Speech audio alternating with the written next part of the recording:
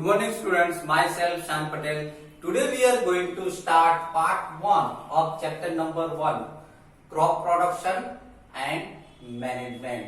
जैसे कि बच्चों हम चैप्टर नंबर 1 स्टार्ट करने जा रहे हैं जिसका नेम है क्रॉप प्रोडक्शन एंड मैनेजमेंट। देखिए यहाँ पर एक वर्ड आपको दिखाई दे रहा है क्रॉप। ओके, क्रॉप्स के ऊपर से ही आपको गांव की याद आ जाएगी। सर जब हम विलेज में जाते तब फील्ड में हम बहुत सारे क्रॉप्स देखते हैं कि नहीं।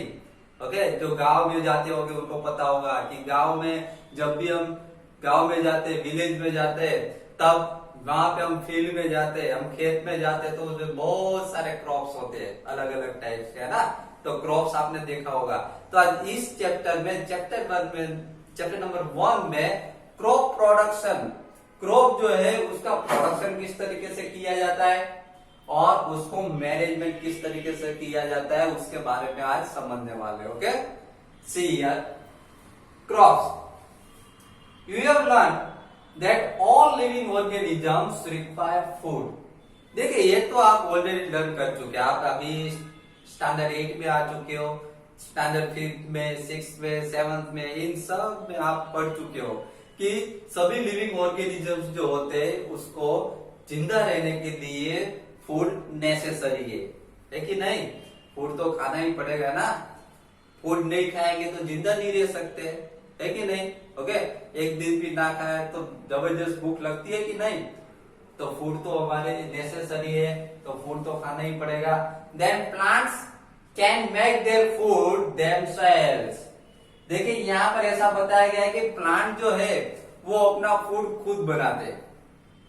आपको पता होगा, आपने स्टैंडर्ड 7 में भी आया होगा कि प्लांट्स किस तरीके से अपना फूड खुद बना सकते हैं। देखिए यहाँ पर, can you recall how green plant synthesize their own food. क्या है, आपको याद आ रहा है? स्टैंडर्ड 7 में आप पढ़ चुके हो कि ग्रीन प्लांट जो है वो अपना फूड किस तरीके से अपना ओन फूड खुद फूड बनाते हैं। तो आपने एक वर्ड सुना, आपको याद हो तो फोटोसिंथेसिस प्रोसेस सुना है कि नहीं। यस, सुना होगा फोटोसिंथेसिस। तो स्टैंडर्ड 7 में चैप्टर नंबर 1 में आप फोटोसिंथेसिस प्रोसेस के बारे में सीख चुके हो कि प्लांट जो है, प्लांट्स फूड का बनता है। आपको पता है कि food factory of the plant किसको कहा जाता है?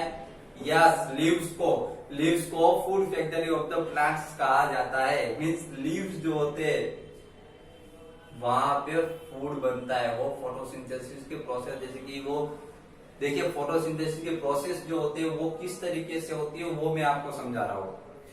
देखिए प्लांट्स क्या करते हैं, जो प्लांट जो होते हैं, लीव्स जो होते हैं, वो हमारे एटमॉस्फेयर में कार्बन डाइऑक्साइड होता है, कार्बन डाइऑक्साइड और वाटर का यूज करते हैं। इन दोनों का यूज करके वो अपना फूड खुद बनाते, लेकिन in the presence of sunlight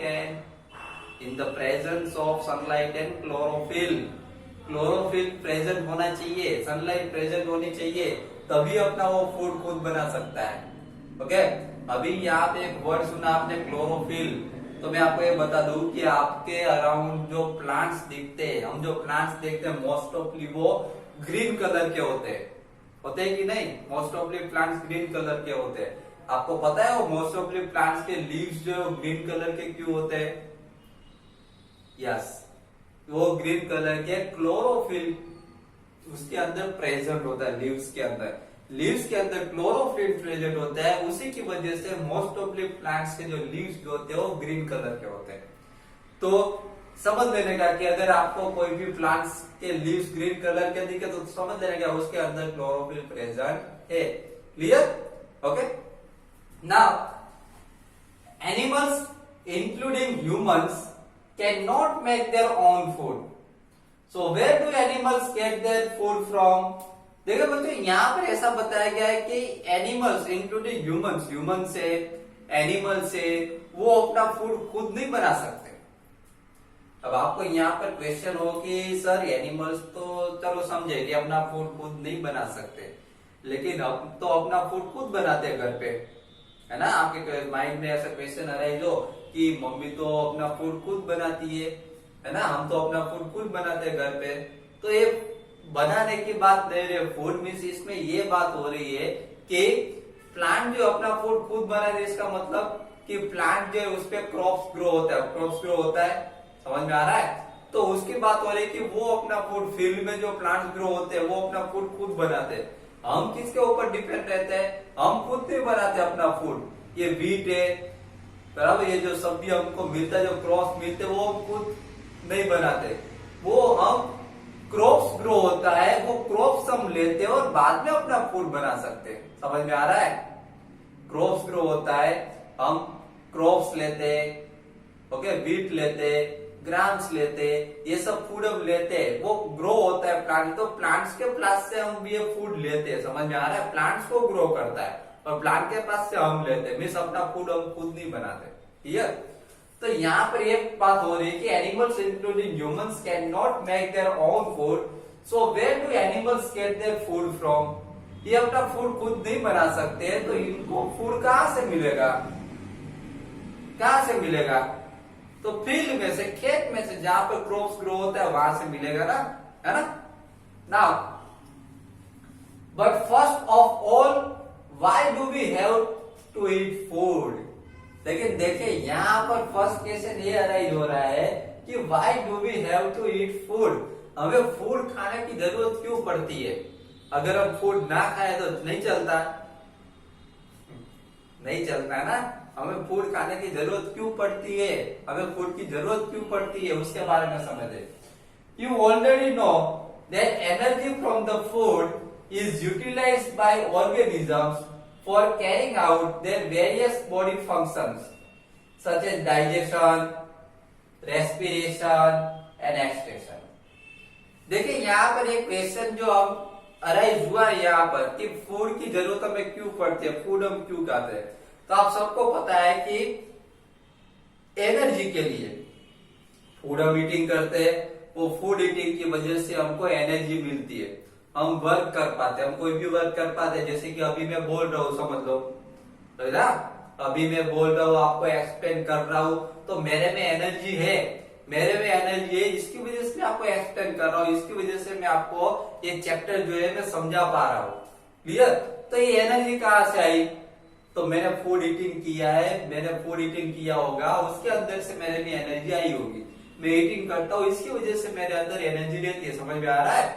अब देखिए यहाँ पर ऐसा बताया गया है कि हम तो फूड ईटिंग करते हैं जिसकी वजह से हमको एनर्जी मिलती है और हमारी बॉडी के अंदर जो फंक्शंस जो होते हैं like digestion, respiration, excretion.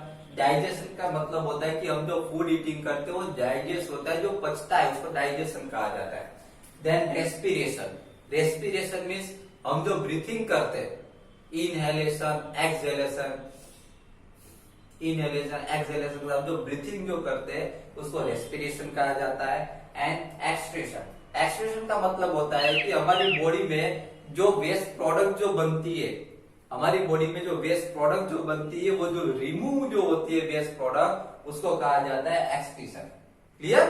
Okay. तो यहाँ पर ये सब फंक्शन, डाइजेशन, रेस्पिरेशन, एक्सक्रेशन, ये जो फंक्शन जो होते हैं हमारी बॉडी के अंदर, वो किसकी वजह से हो पाते हैं? तो हम जो फूड ईटिंग करते हैं उसमें से हमें जो एनर्जी मिलती है उसकी वजह से ये सब फंक्शंस हो पाते हैं। क्लियर ना? Okay. Now we get our food from plants और एनिमल्स और बोथ। देखिए बच्चों यहाँ पर ऐसा बताया गया है कि हम वी गेट आवर फूड, हम हमारा फूड कहां से मिलता है हमको? तो हमें हमारा फूड या तो प्लांट से मिलता है या तो एनिमल्स से मिलता है। देखिए आप बोलोगे कि सर हमारा फूड प्लांट से, तो हम कहते हैं ये तो समझे कि प्लांट्स के अंदर जो वीट, राई ये सब हमको मिलता है प्लांट्स में से, वो तो समझे, लेकिन एनिमल्स में से हमको फूड किस तरीके से मिलेगा? एनिमल्स हमको कैसे फूड देता है? तो मिल्क जो है, हम मिल्क ड्रिंक करते हैं, वो कहां से आता है? मिल्क कहां से आता है? एनिमल्स में से आता है कि नहीं? तो ऐसे बहुत सारे ऐसे प्रोडक्ट जो है जो हमको एनिमल्स में से मिलते हैं। क्लियर? तो ये बात हुई, we get our food from plants और एनिमल्स और बोथ, या तो हम प्लांट्स में से फूड ले सकते हैं या तो एनिमल्स हमको प्रोवाइड कर सकते हैं, या तो बोथ, दोनों में से हमको मिल सकता है। Then in order to provide food for a large population, देखिए अब हमारे यहाँ लार्ज पॉपुलेशन है, इंडिया में बहुत सारी पॉपुलेशन है, बहुत सारी पब्लिक है, तो इन सबको फूड किस तरीके से हम प्रोवाइड कर सकते हैं?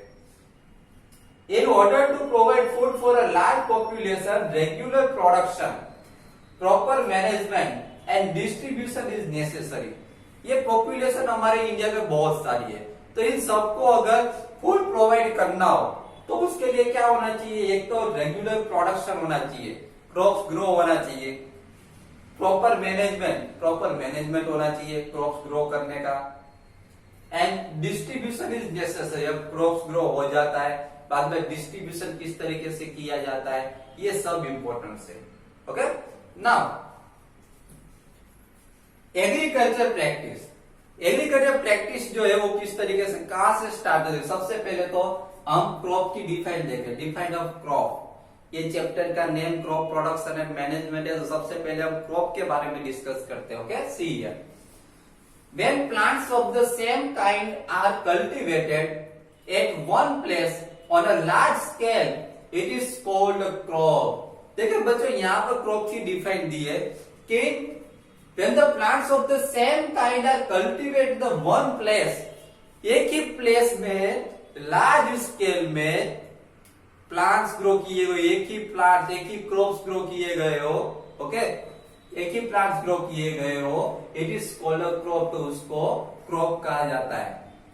For example, crop of wheat means that all the plants grow in a field are that of wheat. देखिए यहाँ पर ऐसा बताया, क्रॉप ऑफ व्हीट का मतलब क्या होता है? व्हीट का क्रॉप, इसका मतलब क्या होता है कि एक फील्ड है, एक खेत है, जिसके अंदर सभी प्लांट्स जो है वो व्हीट के ही है, सभी के सभी प्लांट, तो उसको crop of wheat of crops कहा जाता है। Clear? Okay, there are two types of crops, first one is kharif crop and second one is rabi crop. Okay, so now first one is kharif crop. The crops which are shown in the rainy season are called kharif crops. देखिए यहाँ पर खरीफ crops किसको कहा जाता है उसकी बात है। What is kharif crops? The crops which are show in the rainy season are called kharif crops. जो रेनी सीजन में ग्रो होता है उस क्रॉप्स की बात हो रही है, जो रेनी सीजन में सोइंग करते हैं उसको खरीफ क्रॉप्स कहा जाता है। Okay, then the rainy season in India is generally from June to September. आपको पता है कि हमारे यहाँ इंडिया में जो रेनी सीजन जो होती है जनरली जून टू सितंबर तक, जैसे जून, जुलाई, अगस्त एंड सितंबर। ओके, ये 4 मंथ जो होते हैं वो रेनी सीजन के होते हैं। तो ये रेनी सीजन जो है जून टू सितंबर में, उसी टाइम पे ये खरीफ क्रॉप सॉइंग करते हैं। Clear? Now paddy, maize, soybean, groundnut and cotton are kharif crops. बच्चों यहाँ पर खरीफ क्रॉप्स के एग्जांपल्स दिए कि रेनी सीजन में कौन कौन से खरीफ क्रॉप्स ग्रो होते हैं। यहाँ पर पेडी है, मेज है, सोयाबीन है, ग्राउंडनट है, कॉटन है, ये सब खरीफ क्रॉप्स है। इसको रेनी सीजन में ही ग्रो करते हैं, दूसरे सीजन में अगर ग्रो करने जाएंगे तो ये ग्रो नहीं होंगे, ठीक से ग्रो नहीं होंगे। समझ में आ रहा है? तो ठीक से ग्रो करने के लिए इसको जो रेनी सीजन होती है उसी टाइम पे ग्रो करना पड़ता है, सॉइंग करना पड़ता है। Then second one is rabi crops. अभी रबी क्रॉप्स के बारे में समझते देखिए। The crops grow in the winter season are called rabi crops. जो विंटर सीजन में जो क्रॉप्स ग्रो करते हैं उसको रबी क्रॉप्स कहा जाता है। अब विंटर सीजन कब, हमारे इंडिया में विंटर सीजन कब होती है? देखिए, अक्टूबर टू मार्च। कब होती है? अक्टूबर टू अक्टूबर, नवंबर, दिसंबर, ये सब काउंट कर लो मार्च तक। क्लियर? तो मार्च तक ये रबी क्रॉप्स की सीजन होती है। Then wheat, gram, pea, mustard, linseed are rabi crops. देखिए ये सब रबी क्रॉप्स के एग्जांपल दिए, wheat, gram, pea, mustard, linseed, ये सब जो होते हैं वो विंटर में ग्रो होते हैं। क्लियर? तो बच्चों आज के लेक्चर में हमने बहुत ही इंटरेस्टिंग टॉपिक के बारे में समझा, क्रॉप्स के बारे में, कि क्रॉप्स जो है, फूड जो है हमें किस तरीके से नेसेसरी है हमारे लिए, और क्रॉप्स के यहाँ पर 2 टाइप्स के बारे में भी हम समझे। क्रॉप्स की डिफाइन समझी, क्रॉप्स के दोनों types, kharif crops and rabi crops के बारे में भी डिस्कस किया। ओके, नेक्स्ट लेक्चर में हम पार्ट 2 में हम इससे भी आगे बहुत ही इंटरेस्टिंग टॉपिक के बारे में डिस्कस करेंगे। Okay, thank you very much.